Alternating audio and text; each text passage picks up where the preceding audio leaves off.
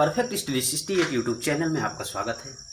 आज आप पढ़ेंगे इस चैनल के माध्यम से फिजिक्स, और फिजिक्स में आपका चल रहा है विमीय विश्लेषण का चैप्टर। विमीय विश्लेषण के चैप्टर में आप आंकिक प्रश्नों को पढ़ रहे हैं। आंकिक प्रश्नों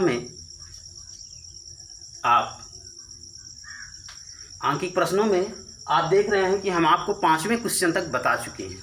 आज आप 6वां क्वेश्चन पढ़ेंगे और 6वां क्वेश्चन आपका है कि 100 वाट के बल्ब की सामर्थ्य को सीजीएस मात्रक में क्या करना है, परिवर्तित करना है। तो देखिए 100 वाट का बल्ब का सामर्थ्य है, तो आपको केवल यही नहीं जरूरी है कि आपने क्वेश्चन सॉल्व कर लिया और किसी भी तरह से तो ये आपका प्रश्न हल हो गया तो आपका काम हो गया, यह नहीं जरूरी।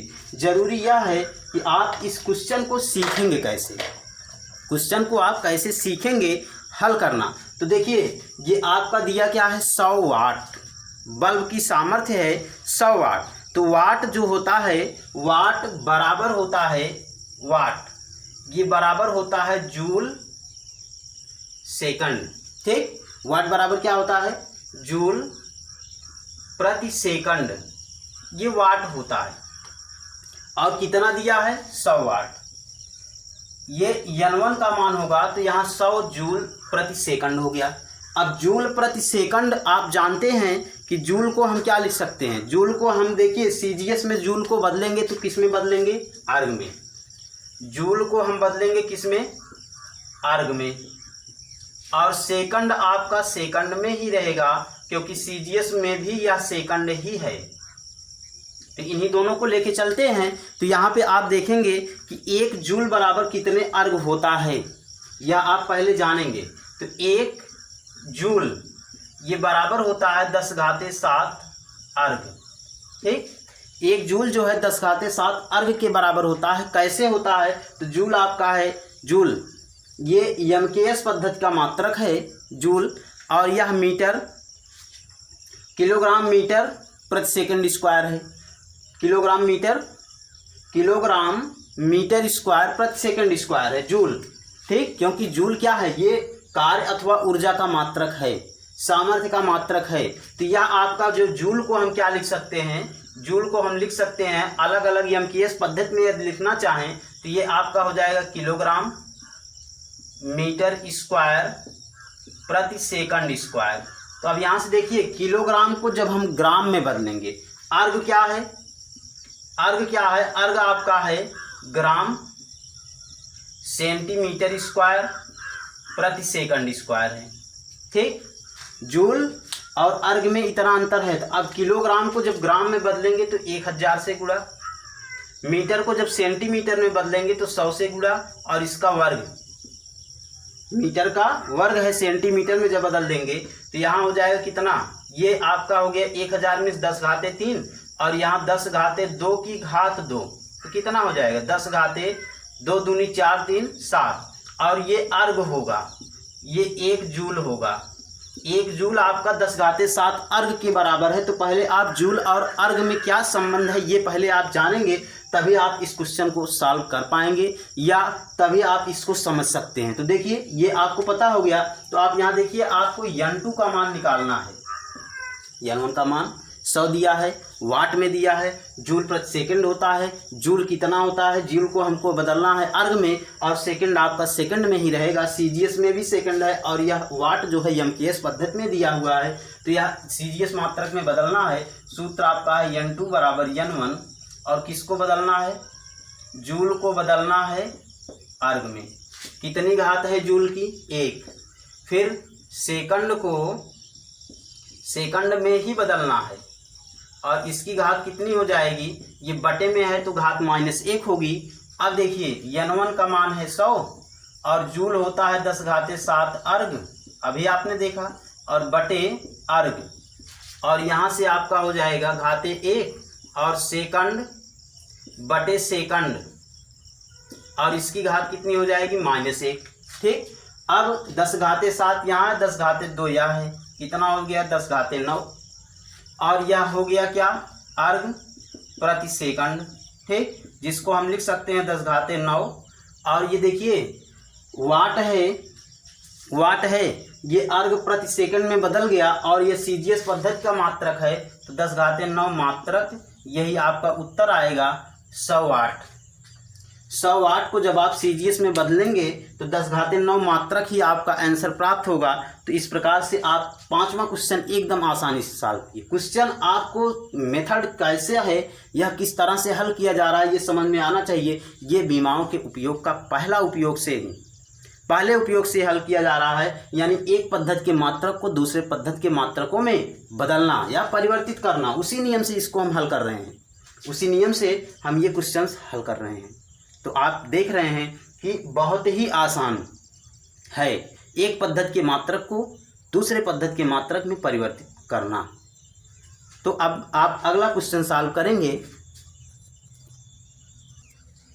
तो देखिए, ये आपका है 7वां क्वेश्चन विमीय विश्लेषण के आंकिक प्रश्न का। तो 7वें क्वेश्चन में आपका है कि स्टील का यंग गुणांक, यंग प्रत्यास्था गुणांक, ये आपका है 19 × 10⁻10 न्यूटन प्रति वर्ग मीटर या मीटर स्क्वायर है। इसे डाइन प्रति वर्ग सेंटीमीटर में व्यक्त कीजिए। तो न्यूटन को डाइन में और मीटर को सेंटीमीटर में परिवर्तित करना है। तो पहले आप ये लिख लीजिए कि 1 न्यूटन बराबर कितना होता है। 1 न्यूटन बराबर 10⁻5 डाइन और 1 मीटर बराबर होता है 100 सेंटीमीटर। 100 सेंटीमीटर में 10⁻2 सेंटीमीटर।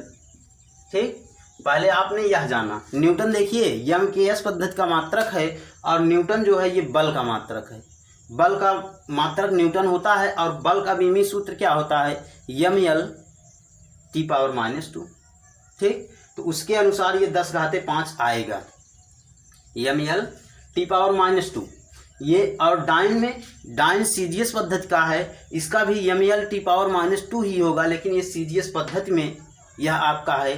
तो सीजीएस पद्धति में 10⁻5 से उसमें गुणा हो जाता है। न्यूटन को या मीटर किलोग्राम मीटर प्रति सेकंड स्क्वायर है और यह ग्राम सेंटीमीटर प्रति सेकंड स्क्वायर है। तो इसमें भी आपका परिवर्तन हो जाता है और यह 1 न्यूटन 10⁻5 डाइन के बराबर होता है। तो देखिए स्टील का यंग प्रत्यास्था गुणांक दिया है, अर्थात आपको n1 का मान दिया है 19 × 10⁻10 न्यूटन प्रति मीटर स्क्वायर। ठीक, इतना आपको दिया है। n2 का मान निकालना है, वो भी किस में निकालना है, डाइन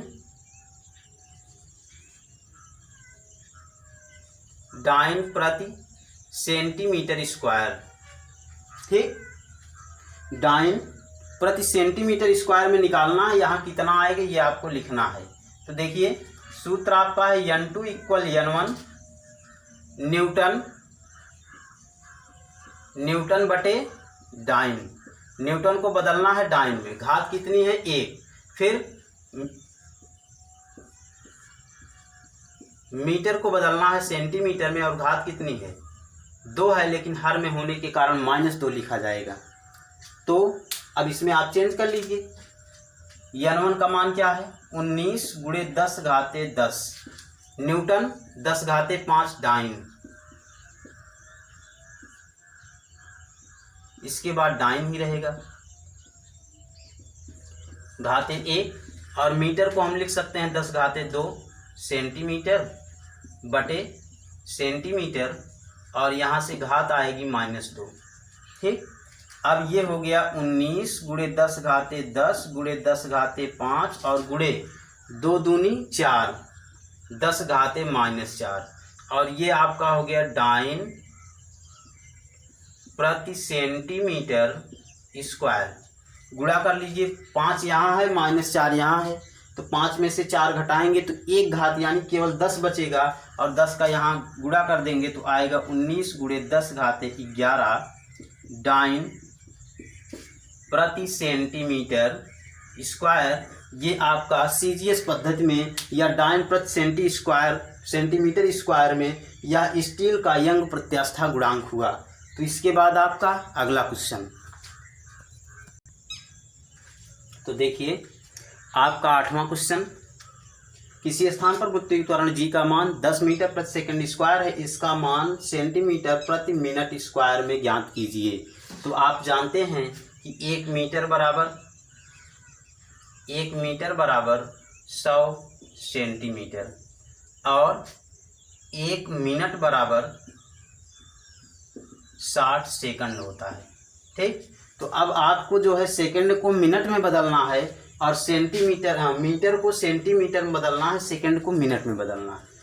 तो मीटर का सेंटीमीटर में परिवर्तन हो गया और यहाँ 1 सेकंड बराबर हो जाएगा 1/60 मिनट। ठीक, इसके अनुसार यहाँ परिवर्तित करिए तो n1 का मान है 10 मीटर प्रति सेकंड स्क्वायर, n2 का मान आपको निकालना है और ये सेंटीमीटर प्रति मिनट स्क्वायर में।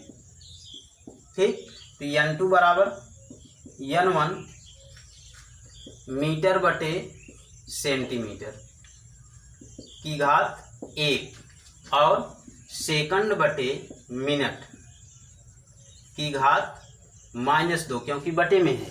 ठीक, अब यहाँ से n1 आपका 10 है, मीटर को हम लिखेंगे 10⁻2 सेंटीमीटर बटे सेंटीमीटर, घात 1 है और सेकंड को हम बनाएंगे मिनट में क्योंकि बड़ी इकाई में परिवर्तित करना है। तो मिनट में क्या हो जाएगा 1/60 मिनट बटे मिनट की घात -2।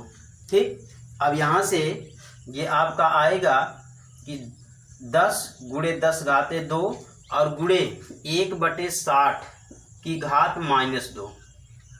ठीक, अब यहाँ से आपका यह हो जाएगा कि ये आपका सेंटीमीटर प्रति मिनट स्क्वायर में हो गया। अब इसी को हल कर लीजिए तो ये आपका 10⁻2 हुआ। यहाँ देखिए 10⁻2 है तो इसको जब अंश में ले जाएंगे तो इसकी घात क्या हो जाएगी प्लस। 60 को हम अंश में ले जाएं तो इसकी घात प्लस हो जाएगी, यानी 10 × 10⁻2 × 60 का स्क्वायर हो जाएगा। और यहाँ से 10 × 10⁻2 यानी 10⁻3 हो गया, गुणे 60 × 60, 2 जीरो इसमें भी है, 2 घात और बढ़ जाएगी, ये 6 × 6 कितना हो जाएगा 36 × 10⁻5 और ये हो जाएगा सेंटीमीटर प्रति मिनट स्क्वायर। ये आपका सेंटीमीटर प्रति मिनट स्क्वायर में उत्तर हुआ और यही आपका 8वें का आंसर हुआ। ठीक, तो इसके बाद आपका 9वां क्वेश्चन। तो देखिए आपका जो 9वां क्वेश्चन है बहुत ही इंटरेस्टिंग है कि बर्फ की गुप्त ऊष्मा 80 कैलोरी प्रति ग्राम है, इसे जूल प्रति किलोग्राम में व्यक्त करना है। जूल प्रति किलोग्राम में व्यक्त करने के लिए देखिए कैलोरी को हमको बदलना है जूल में, तो यहाँ आप जानेंगे कि 1 कैलोरी सबसे पहले तो यही आप जानिए कि आपको किसको किस में बदलना है और उसका मान कितना होता है। 1 कैलोरी बराबर होता है यह 4.18 जूल और ग्राम को किस में बदलना है किलोग्राम में। तो आप जानते हैं 1 किलोग्राम बराबर होता है 1000 ग्राम। अब ग्राम को बदलना है 1000 मीन्स 10⁻3। ठीक, अब आपको ग्राम को बदलना है तो 1 ग्राम बराबर हो जाएगा 10⁻³ किलोग्राम। ठीक, ग्राम को किलोग्राम में बदलेंगे। तो आइए आपको दिया है n1 = 80 कैलोरी प्रति ग्राम और n2 का मान आपको निकालना है किसमें जूल प्रति किलोग्राम में। ठीक, आइए अब n2 का मान निकालते हैं तो n2 बराबर हो जाएगी n1 × कैलोरी बटे जूल की घात 1, इसके बाद ग्राम बटे किलोग्राम की घात -1 क्योंकि बटे में है। अब n1 का मान है 80, कैलोरी को यदि हम जूल में बदलेंगे तो 4.18 जूल बटे जूल की घात 1 और ग्राम को हम किलोग्राम में बदलेंगे तो 10⁻³ किलोग्राम बटे किलोग्राम की घात -1।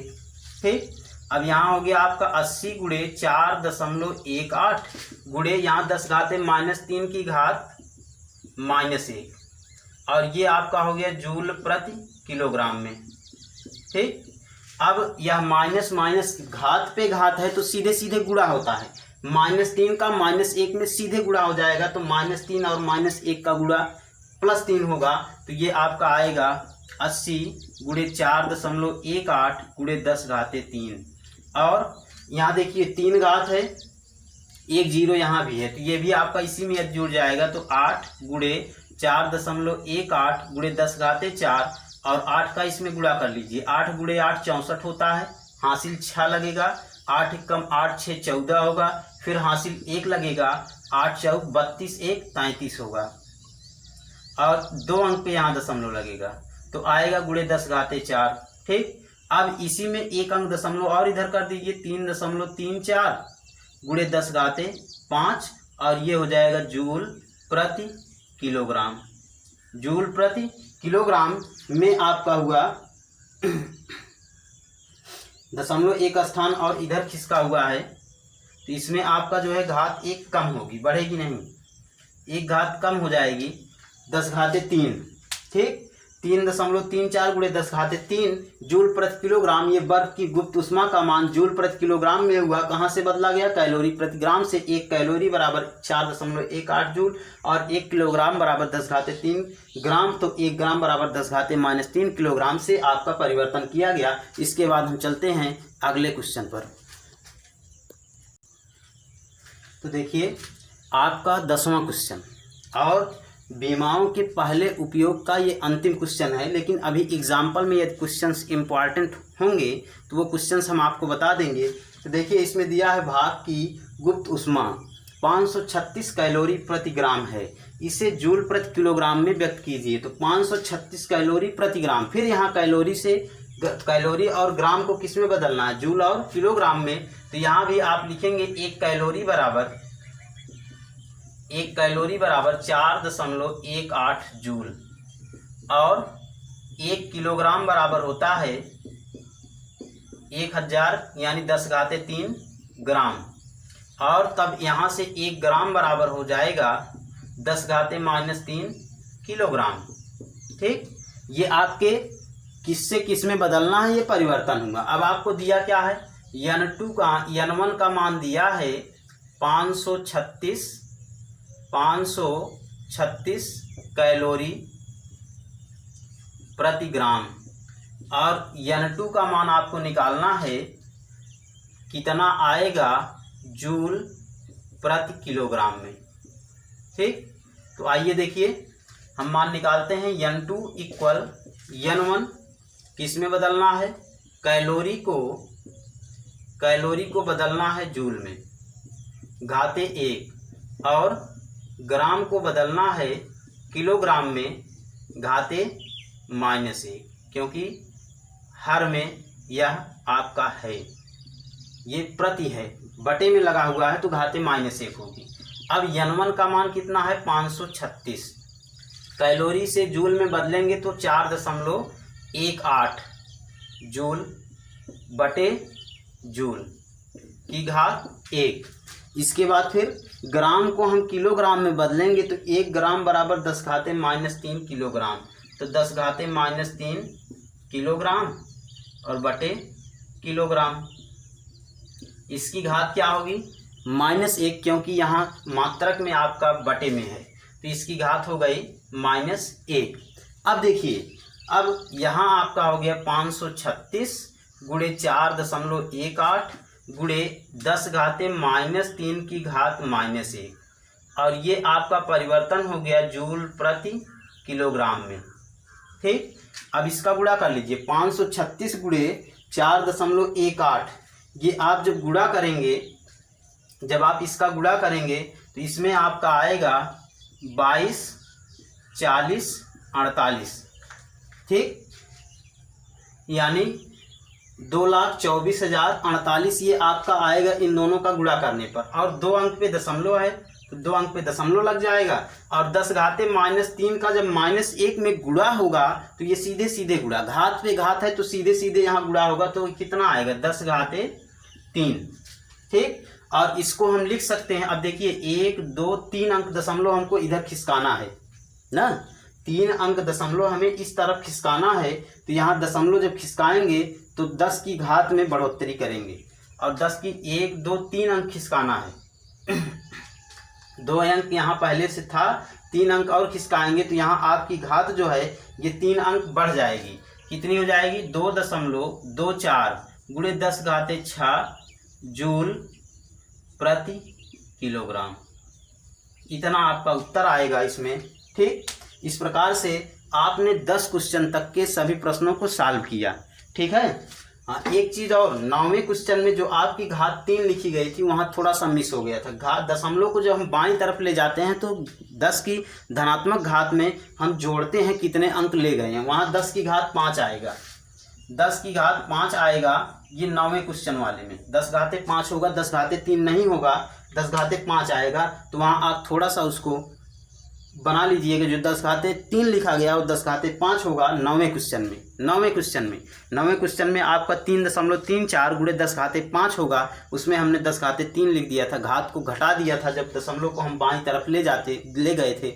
लेकिन यहाँ घात को जोड़ा जाता है, तो जोड़ा जाएगा तो 2 घात उसमें जुड़ जाएगी। 10 घाते 3 10 घाते 4 था, 1 दशमलव और ले गए तो 10 घाते 5 हो जाएगा उसमें। तो यह मिस्टेक आप थोड़ा सा उसको बना लीजिएगा। और इसके बाद आपको हम इस टाइप की यदि और क्वेश्चंस होंगे तो वो बताएंगे, नहीं तो आपको हम दूसरे उपयोग के बारे में क्वेश्चंस को बताएंगे। तो आज की वीडियो क्लास के लिए सिर्फ इतना ही। और इस प्रकार की प्रत्येक दिन की वीडियोस को पाने के लिए हमारे चैनल परफेक्ट स्टडी 68 को सब्सक्राइब करें। केवल सब्सक्राइब ही ना करें, शेयर और लाइक भी करें। और देखिए, यदि आप पढ़ें तो इसको आप वीडियो को यह पढ़ते समय ध्यान दें कि आप कितना केयर कर रहे हैं। यहाँ आपको समझाया गया है प्रत्येक पॉइंट टू पॉइंट, इस पर आप ध्यान दीजिए प्रत्येक पॉइंट पर। Thank you.